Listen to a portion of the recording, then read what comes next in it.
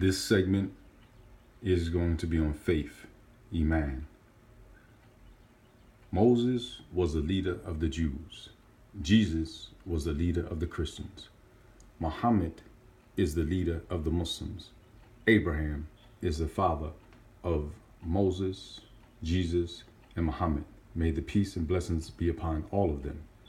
No one can divide this family of the prophets.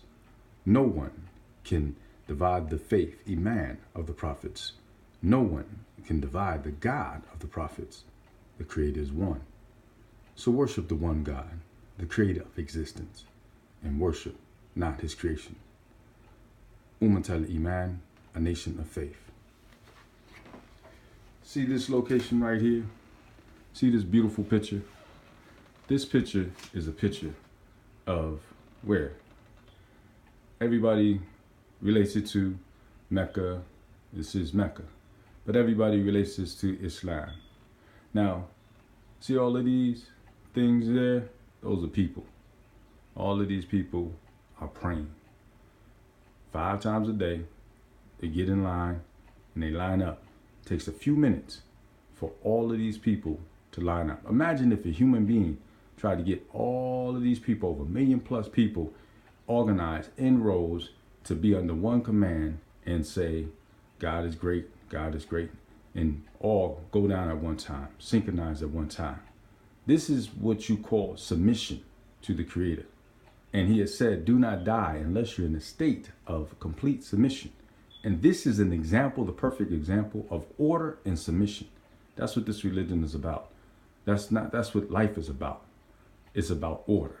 All things are about order. If you look at the atoms, they're in order. And when things are out of order, that's why you have things that are considered isotopes or something out of order. God has set his order for all things. We have our DNA. We have everything in order. And this is the order for man, is to worship him in the proper way. And one of the things is, but you see the center of this, as we go into this building right here, this building is what is called the Kaaba. Now, most of society focuses on this other part and where it is and who has taken possession of it right now. Right now, it has the name of a person, and the reality is this is this is Arabia, but this is the Creator's Arabia. It's not an individual's Arabia. But this house right here was established by who?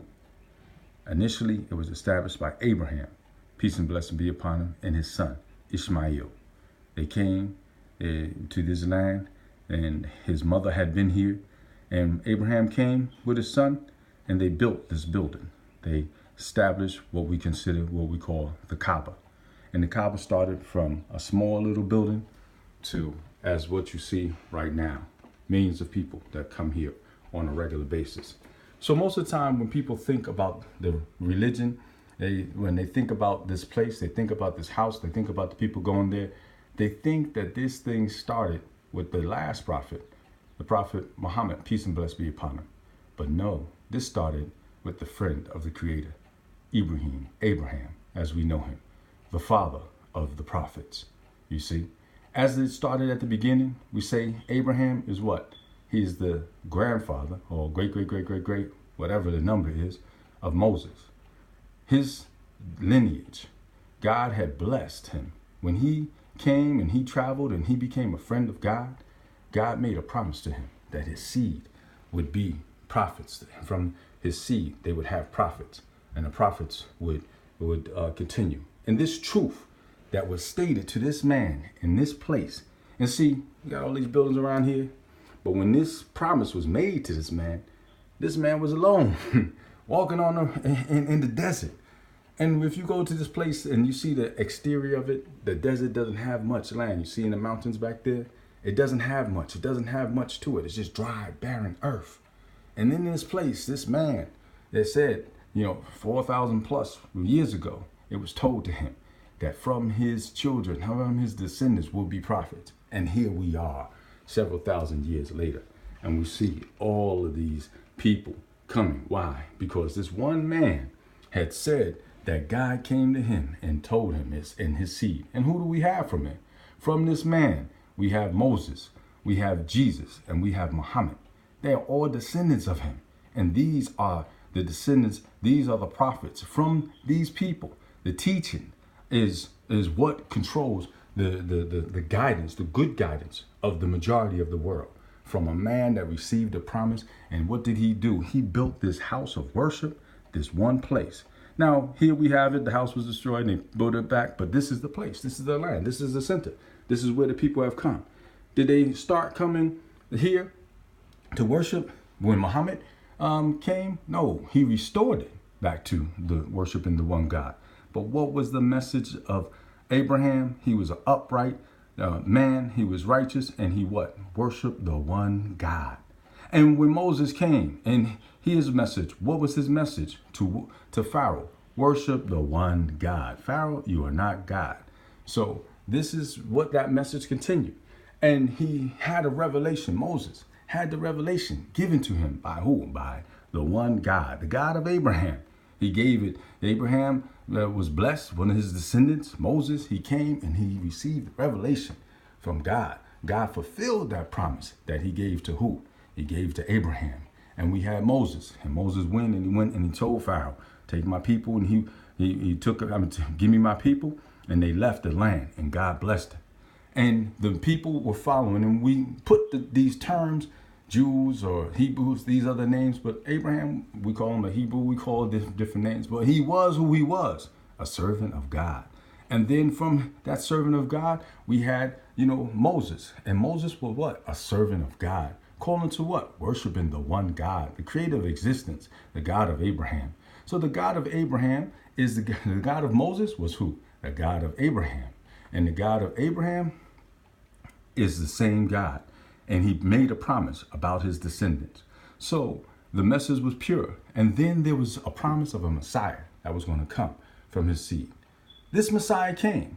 And his name, we call him Jesus, Isa, many different names they call him. But the man that came 2,000 years ago to this land, to the other land, to the land of the promised land of the people, when they were in the wilderness, his name was Jesus, or Yahshua, as they say, which means Jehovah or the creator or Allah, is what? The savior, Yahshua.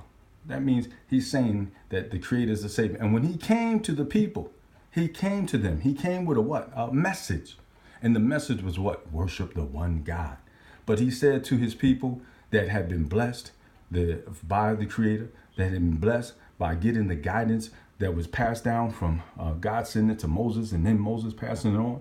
And he sent it to the people, and he told them, stop being hypocrites.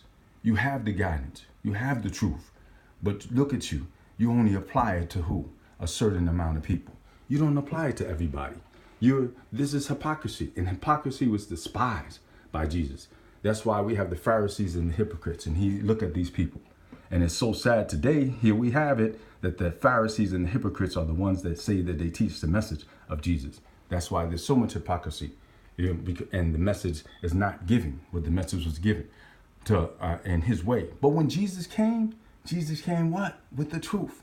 And he came with a continuation of what Abraham said, worship the one God. What Moses said, worship the one God. But what happened? This family that is one and remains one got divided. The message, but the family did not get divided. The message got divided because many people that said they wanted to continue with the way of Moses and reject the prophet. If you reject the prophets, the messengers that God sent to you, then you are rejecting God. As Jesus said, you reject me, you don't believe in me, then you are denying God. Why? Because the creator, the one God, the creator of existence, the sun, the moon, and all things, sent him to the people to speak as a descendant of Abraham, as a family of Moses, and as a messenger of God to the people to worship the one God and stop hypocrisy, stop living the lie. So please, y'all, for the people that are doing hypocrisy now and saying that they love the Messiah, they love Jesus, but they are not following what he sent, stop the hypocrisy. For know that when he comes back, and he will come back, that he's not going to accept hypocrisy. He's going to treat you, anybody that's a hypocrite, just like he did the hypocrites and the Pharisees at the time. So please remove yourself from that. But what happened? The people divided the message. I will accept the message of Moses only, and I will reject the message of the Messiah, Jesus. And in fact, I will deny him and say that he is not the Messiah. He is a liar. He is not the Messiah. And this still remains. The people still say that the Messiah is waiting. They are waiting for the Messiah to come, but the Messiah came 2,000 years ago. And his name was Yahshua, Isa, Jesus, whatever. But there was a man that came in the land of Jerusalem, 2,000 years ago. And we know that he came and he will come back in the last day. But this is where we had the division. But did God divide it? Did the descendants of Abraham divide his people? No. The descendants the message is one and the worship is one. Then after that, there was a lot of confusion. Now, in this place that was worshiping the one God, by the time another prophet came, the last prophet, these people were worshiping many different gods. And what did he come? He came with the same message that Abraham came.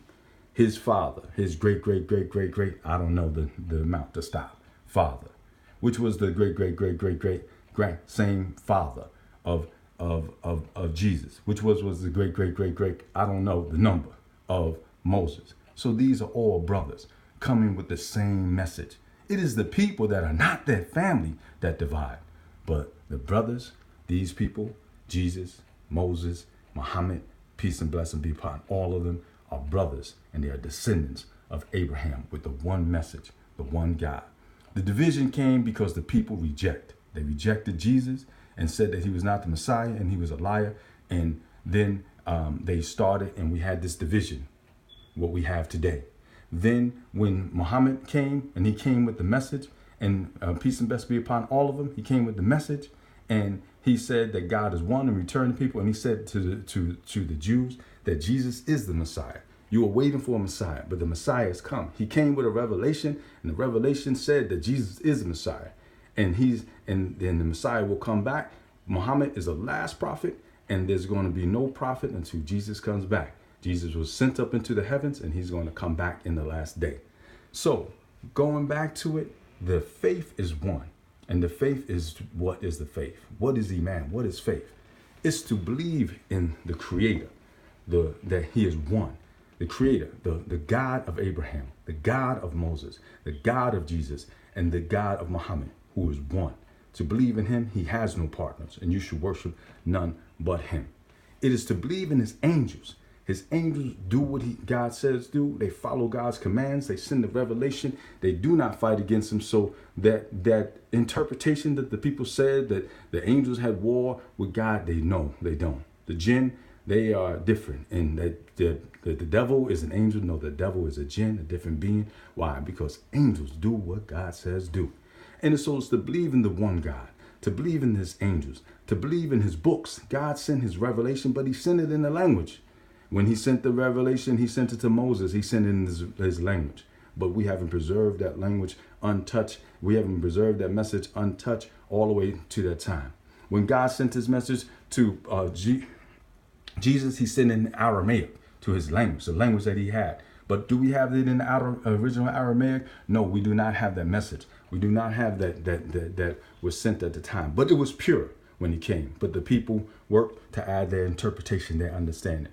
And then when the message came, and it came to Muhammad, peace and blessing be upon him, and all the prophets, and the message was pure, and they had it in Arabic, and they have preserved that message from that time to now. So to believe in his books. And then, as I said, to believe in his prophets. There's no distinction. That we do not say that one prophet is better than the other. Abraham is better than Moses. Moses is better than Muhammad. Muhammad is better than Jesus. No, we don't make any distinction, and we believe in them.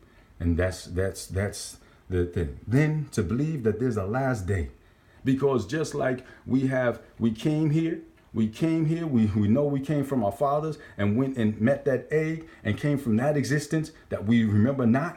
And we were only ones, and we know that we came from that state to this state where we're walking around 100 times bigger than we were when we came out of our fathers, 1,000, whatever, 100,000 times, whatever the size is. But we came from that state to this state, and we're going to another state. And that's the next life. And that's the next life, and that life is true. And the day, and there will be a day. There will be a last day that we all go through. And then the last thing is that we believe in God has determined that everything, the good and the bad. So what situations we go through, a lot of times when we are stressing, we are thinking that, oh, why did this happen? Learn there's a lesson in everything. And that God has determined these things to happen for us to be in the situation.